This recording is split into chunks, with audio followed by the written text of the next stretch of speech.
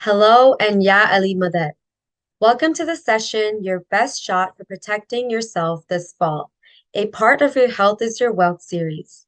My name is Maheen Awadia, and I'm a registered nurse practicing in Brampton, Ontario.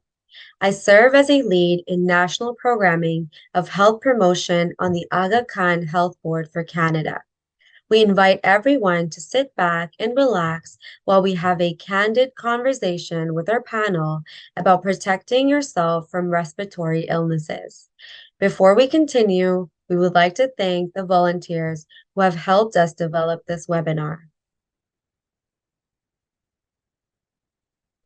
I'd like to start with a land acknowledgement, where we acknowledge the traditional, ancestral, and unceded territory of the diverse Indigenous peoples all across Canada, and honor the Mississaugas of the Credit, the Anishinaabe, the Chippewa, the Haudenosaunee, the Wendat, the Musqueam, the Squamish, and Tsleil-Waututh First Nations communities, where we live and work. Any information that is provided in this webinar should not be considered specific medical advice and is not intended as a substitute for medical professional help, guidance, diagnosis, or treatment. Always seek the advice of your physician or other qualified healthcare provider with any questions you have regarding your medical care. The healthcare panelists are not affiliated with any specific products related to this presentation, nor do they endorse them. Today, we will be sharing valuable information on respiratory conditions such as influenza, COVID-19, and RSV from our expert panelists. I would now like to introduce our panelists for today's session. Dr. Hamidah Meghani is a public health physician in Ontario. She has over a decade of experience in public health and the healthcare system. She obtained her Doctor of Medicine from McMaster University, a Master of Public Health from Columbia University, and a Master of Management from McGill University. Dr. Zain Chagla is an Associate Professor at McMaster University, Co-Medical Director of Infection Control at St. Joseph's Healthcare, Hamilton, and a consultant in infection control at Woodstock General Hospital.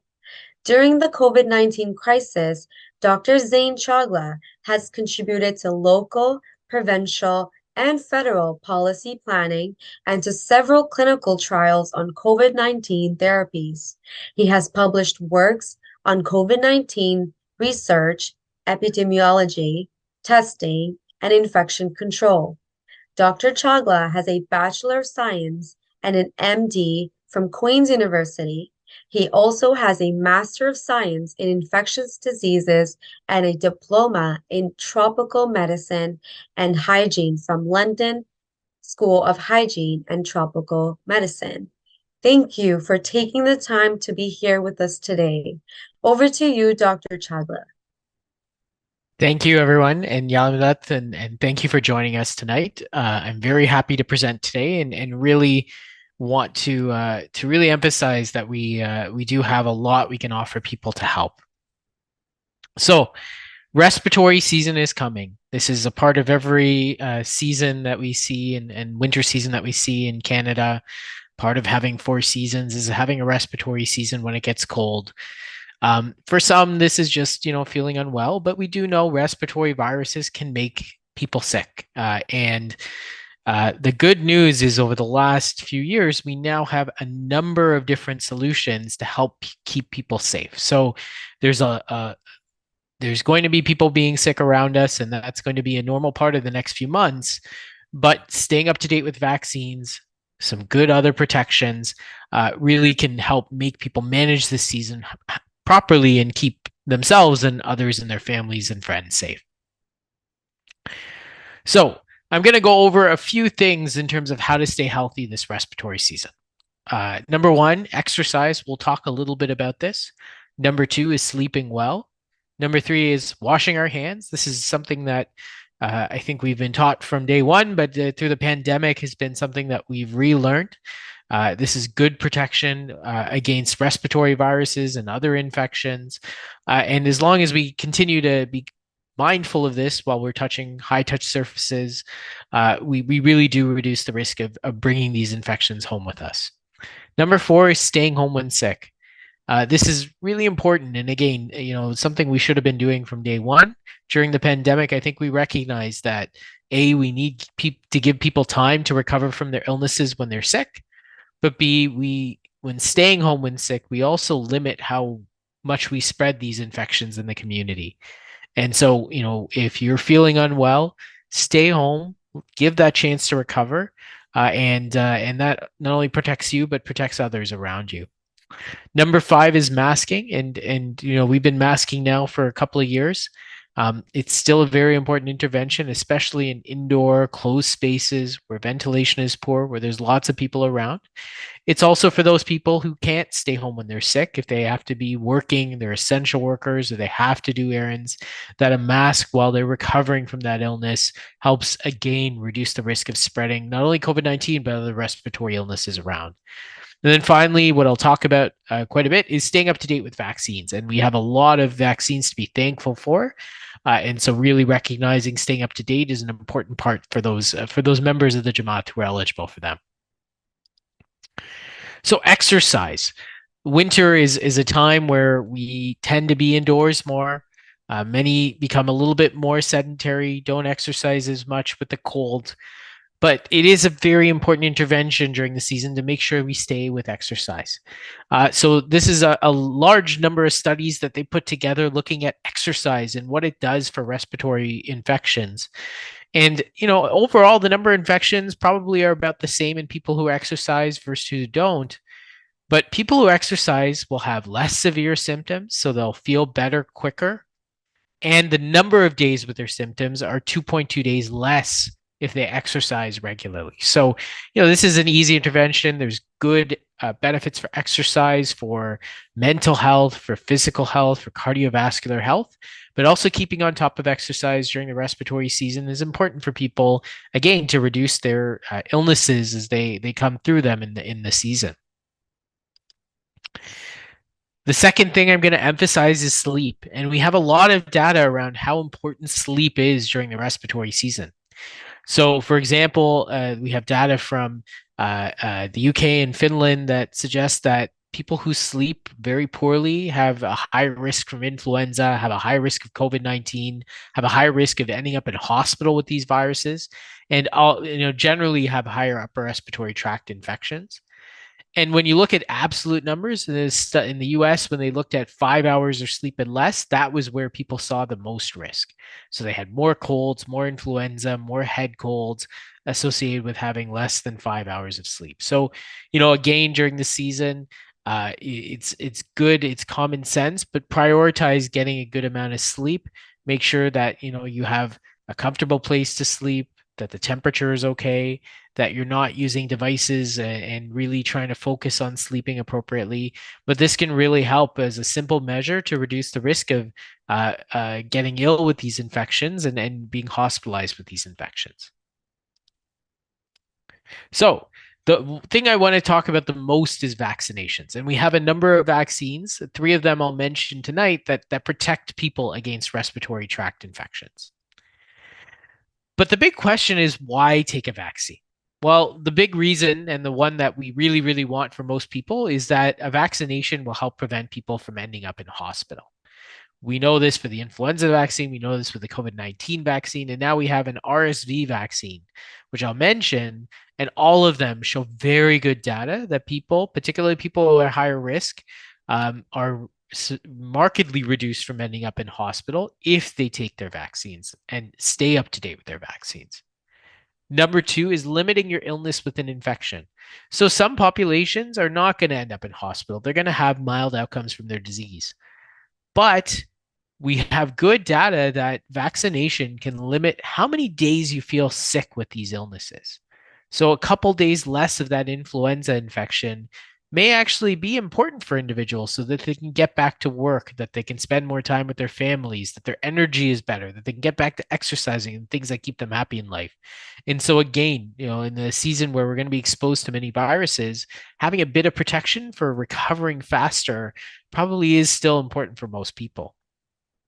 Number three is prevent getting an infection. So we have data again from influenza vaccines, even from these RSV vaccines and COVID-19 vaccines, that they offer temporary protection, but through the respiratory season and getting an infection.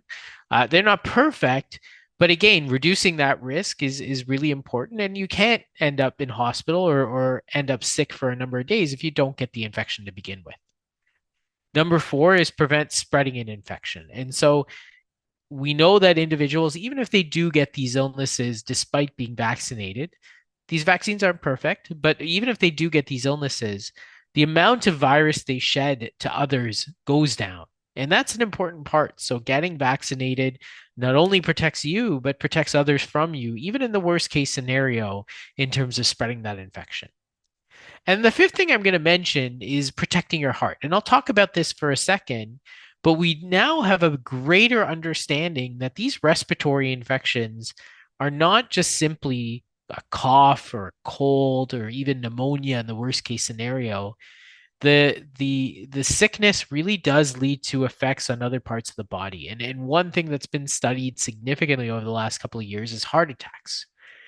And so lots of research, including some from my own university, but we see that people with these respiratory tract infections have like influenza, like COVID-19, like RSV, have about up to a 6 times higher risk of having a heart attack in that first week after having an infection. Um, the good news is, though, that we have more and more data suggesting that vaccination can reduce this risk significantly.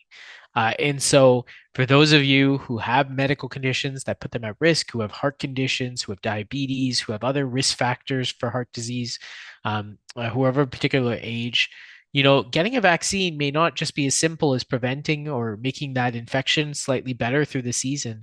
It may be just as important as controlling your blood pressure or controlling your diabetes in protecting your heart. And so I would encourage all the members of the Jamaat that are eligible for these vaccines, particularly if they have risk factors for heart disease, that they should be getting vaccinated to help protect their heart as well as protect their body from these infections. So influenza vaccine. This is now being distributed across the country. It's eligible to everyone over the age of 6 months, and everyone should be getting this vaccine who's over the age of 6 months. This is a single injection. It's matched for circulating strains out there. And the good news is, looking at the early data from Australia, where we get our matching, that the matching seems pretty good this year. So the vaccine should do a very good job this year in helping individuals. The one thing to remember is those who are over the age of 65 have access to the high dose vaccine. This is a vaccine that improves the responses for these individuals and can keep them from getting sick even more than the typical vaccines. So if you're 65 and older, please ask your healthcare provider around getting the high dose vaccine. That being said, if there isn't access to this, if it runs out, that any vaccine is still important for people, especially those over the 65. So please don't use that as a reason not to get vaccinated. Any vaccine is better than no vaccine here, but those over 65 have access to this high dose vaccine across the country. People can get these vaccines from pharmacies, from their primary care providers, and some public health clinics, as well as pop-up clinics. So please look out for your local city or your local region, and or talk to your primary care or your local pharmacist. We have a new vaccine for RSV. So RSV is a virus called respiratory syncytial virus. This is a virus that has been around for a long time. Many of us learned about this last year when we saw how sick kids became with this virus. And we unfortunately had a number of kids getting sick with this virus all at once. And some of them landed in the hospital and really caused a stress on the pediatric healthcare system. Well, RSV, we typically think about in children. It can cause problems in older adults too. And in fact, when you look at the data, it is probably as bad as influenza in terms of landing people in hospital, in terms of the complications in hospital, and in the cost of hospitalizations. But the thankful thing is we do have an RSV vaccine available. And for those over 60, they can have access to this today. Anyone over 60, but particularly if they have underlying medical issues, heart issues, lung issues, kidney issues, or other major medical issues, it's even more important to be getting this vaccine.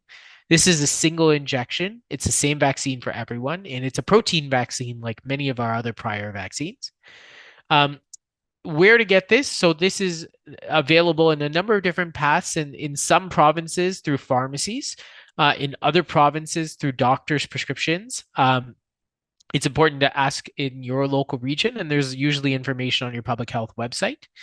An important note is this is not covered by any government plan. So this is not a vaccine that's free. Doesn't mean it's not a vaccine that's important. For those of you who have private plans, this may be covered through those. And in Ontario, for those who are over 60 and live in long-term care, the government is funding this vaccine for that small group of individuals. People ask when to get this vaccine or can I get this with other vaccines? And there is some guidance in Ontario to wait 2 weeks from other vaccines. And this is not dangerous. It's simply because this is a new vaccine this year. It's a very important vaccine and reduces the risk of bad RSV by 80%. But because it's new, we just want to make sure we understand, even if rare side effects show up. And so we would rather not people be getting this vaccine with other vaccines so that if they have a side effect, we can know which vaccine it comes from. This is very similar to what happened with the COVID-19 vaccines when they first came to Canada. And usually once we get a little bit of data over a few months and safety data, that really ends up being a recommendation that goes away. So this is just out of precaution for now.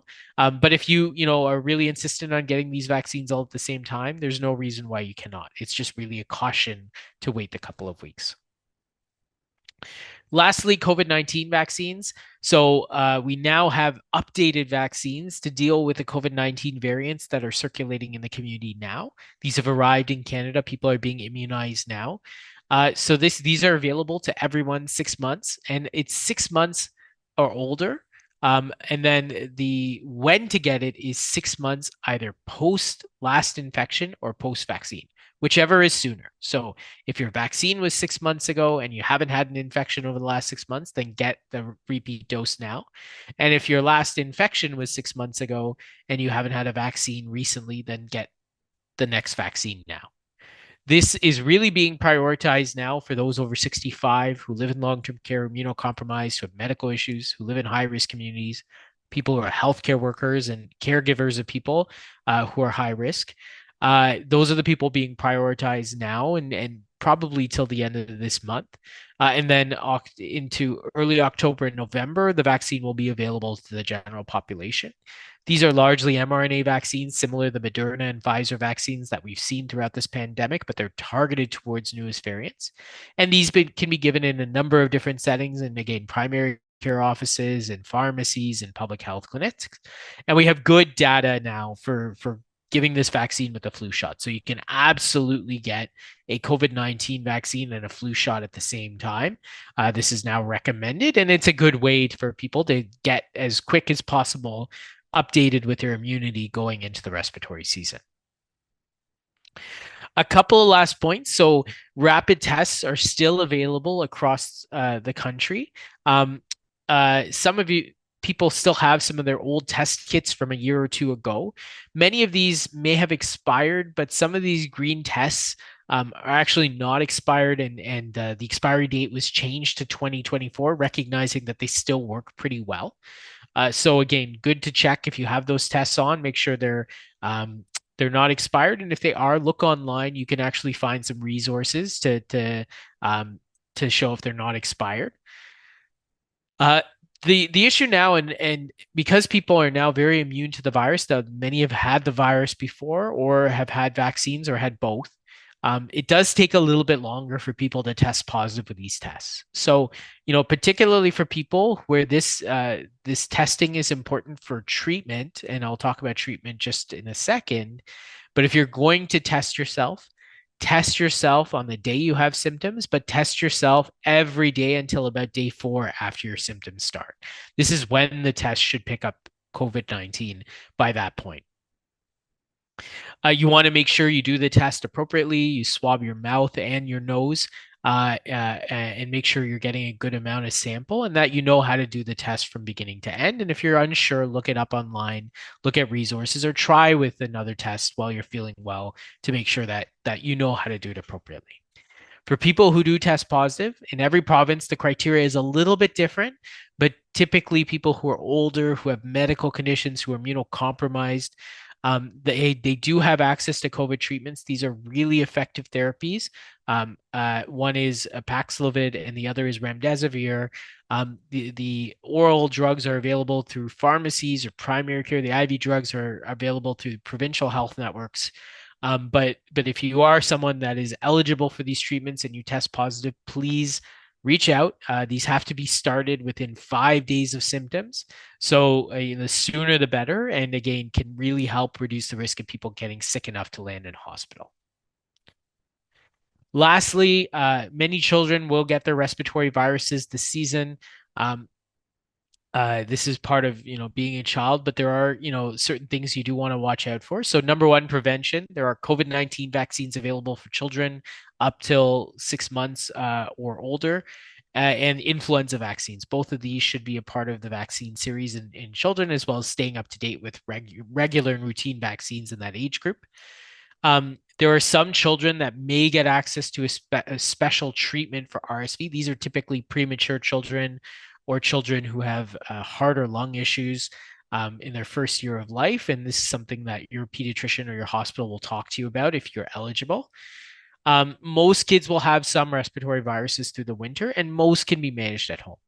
There are typical things we look for. So making sure that children have access to good nutrition, that they're hydrated, particularly young children. You want to make sure, and kids that use diapers, that they're getting lots of wet diapers, they're getting rest.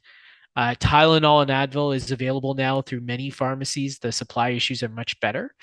You can use it for children if they're really feverish and fussy or if they're complaining about a lot of pain.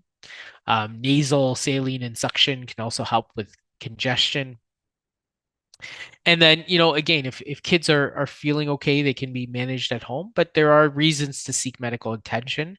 If there are concerns that the child is acting very differently, if they're confused, they're lethargic, they're not eating or drinking well, or looking dehydrated, their breathing is noisy, or they're having difficulty breathing, or if their symptoms are really ongoing for several days, it is absolutely fine to go seek medical care. As again, we just want to make sure children do okay.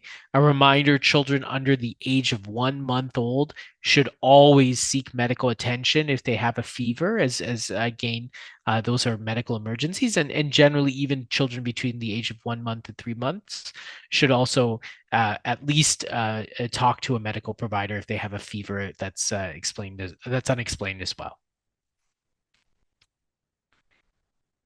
And with that, I'm going to hand it over to Maheen for questions and answers. All right, so let us go over some frequently asked questions now. So first up is from Dr. Hamidah. Is it safe to get the flu and COVID vaccine if I'm pregnant? Thanks for that question. Yes, it's absolutely safe to get both. And in fact, it's highly recommended to get both of these vaccines during pregnancy, not only for the mother's well-being, but it's also very important for the unborn child and for when that child is born to give it some antibodies in that first phase of its life. So that it can stay protected against both the flu and COVID infection. So it's really important to get both of those vaccines during pregnancy. Sounds great. Thank you, Dr. Hamidah. Another question for you is, why are COVID boosters important? Will I need one every year, like the flu vaccine? So COVID boosters are especially important right now because we know that your immunity, whether it's through natural infection from COVID infection, or if it's from the vaccine, that immunity tends to wane around the 6-month mark. So at this point in time, that booster shot is important, especially for people who are at higher risk for complications, for getting hospitalized, for potentially dying from COVID infection. Because remember, people are still dying from COVID infection. So it's very important that we all remember to get our boosters. I think as the science unfolds, we'll have a better idea of whether this is a vaccine that people are going to have to take once a year, twice a year.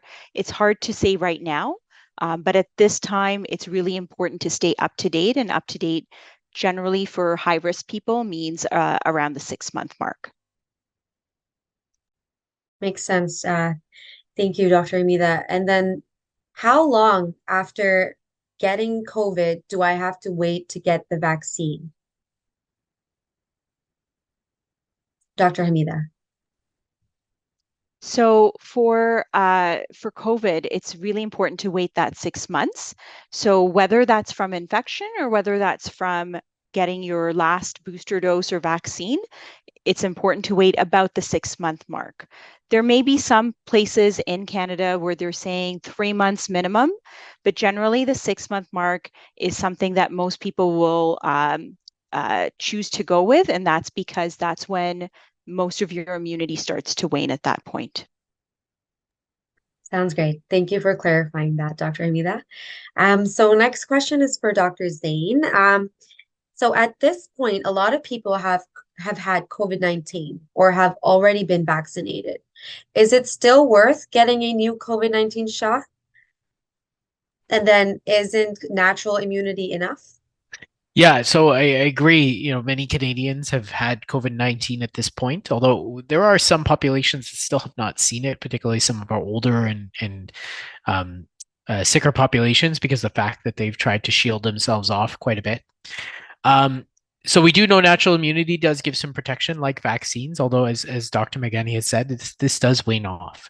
And particularly for some of those older populations, the addition of the extra protection is really important. We know the virus is evolving and continues to evolve. And so that infection may be a different variant from this one today and maybe a different variant from the one tomorrow. And so this is why staying up to date really bridges the gap. We know that high-risk people still derive a significant protection against hospitalization, even if they've had COVID-19, for staying up to date with their vaccines. Thank you for that. And then I have one more question for you. Someone had asked, I heard that you can get very sick from the vaccine and am very scared to get it. Is it safe? What about the risk of stroke? So this is one of the vaccines that's been given to much of the world's population. So we have a lot of good data now. These vaccines are fully approved across the world in Canada and the United States. So these are really effective vaccines. There are some very rare side effects, and people should be counseled on them. But for generally the most part, really people feel off for a day or two. They may have fevers. They may have some arm pain. That's actually a sign the vaccine is actually working. It's not a sign that they're going to get sick from the vaccine. Last year's vaccine, when we monitor vaccines, we have lots of different ways of trying to tell if there's a side effect that's new. And so one single registry in the United States identified potentially stroke as a side effect. But when we looked deeply, we looked at all of the registries across the world, they really could not show that anywhere else. And so that was probably just, that one registry that had some data that was a bit erroneous and not necessarily correct. But for now, there's no signal towards extra strokes. But we do know, as I described earlier, that heart disease and strokes do come with these respiratory infections. So, it is important to prevent them in order to actually reduce the risk of stroke and heart attack in the future. Makes sense. Thank you. Dr. Hamidah, if I'm going to be starting cancer treatment, should I get the vaccine or should I wait? It's so important for Jamaati members who may have chronic diseases, including things like cancer, to make sure that they speak with their healthcare providers, but also to get vaccinated, because these are the people who are going to be at highest risk of getting very ill from COVID-19. And so we want to do our best to protect them, especially at a time when they're undergoing treatment for their chronic disease or for their cancer. So again, very important to get vaccinated. In terms of the timing, probably the best thing for them to do is to speak to their healthcare provider, their physician, their specialist about the exact timing of when to take the vaccine, depending on when their treatment may be and if there's breaks in their treatment, et cetera. It's important to just make sure that the timing is good. Makes sense. Thank you. Dr. Zain, I have 2 more questions for you. So, do I have to get a booster shot? So, again, for the COVID-19 booster, I think most of the population does benefit from it. The real emphasis, I think, is those high-risk people that I mentioned earlier. So those over 65 who have multiple medical conditions, who live in long-term care, who are immunocompromised, healthcare workers, caregivers. They're really, really, important to get them. But, again, we talked about the benefits of staying out of hospital, being less sick, even if you're not in hospital, not spreading it as much, preventing infection through the season, and protecting some, against chronic disease like heart disease. So again, there are good reasons to think about this for most people, and staying up to date with vaccines, not necessarily, saying it's a booster, but this is really just staying up to date more than anything else. Makes sense. And then last question is for Dr. Zain. If you have a cold or are feeling unwell, can you take the shots or have to wait until you feel better? Yeah, generally, if people are suffering from a medical illness or a respiratory tract infection, you want to make sure people are improving, just so that, if you get side effects like feeling feverish or a bit off, which are sometimes expected with these vaccines, that it's not interfering with your recovery. And so, generally people can get vaccinated after a cold or cough or respiratory infection. If you can, make sure that you test yourselves because again, if it is COVID-19, you do want to wait to get that next vaccine. But if you're feeling better from them, symptoms are getting better, fevers have stopped, it's absolutely fine to go get vaccinated after that. And we have one last question actually relating to RSV. So in terms of RSV, do we have to get a booster shot for that? So that's a really good question. These trials are really recent. They're really effective. That we're seeing 80% protection against RSV disease, but we still don't know exactly how many doses need to be given. When we look at people now, we have 2 years of data for people. We still see the protection is there at 2 years, and the good news is that we're seeing that there's not really a difference between 1 shot and 2 shots after 2 years. So for now, there's no recommendation for a booster. We're still doing some work to see how long that lasts. But for now, really just getting that 1 shot is important. And again, we'll figure out the rest down the line. But at least we have 2 seasons for it. Thank you so much, both of you, Dr. Chagla and Dr. Meghani, for answering those questions from the Jamaat. Now, this brings us to the end of today's session. I would like to thank Dr. Hamidah Meghani and Dr. Zain Chagla for the excellent information provided to us today to help us protect ourselves during the respiratory season. So feel free to visit iicanada.org for up-to-date information on respiratory viruses, vaccines, and resources. If you require individualized supports or resources regarding your health, please contact the Health Navigation Service through the Access line. Thank you to all of you for participating in this webinar and to our audience for joining us today. And Ya Ali Madad.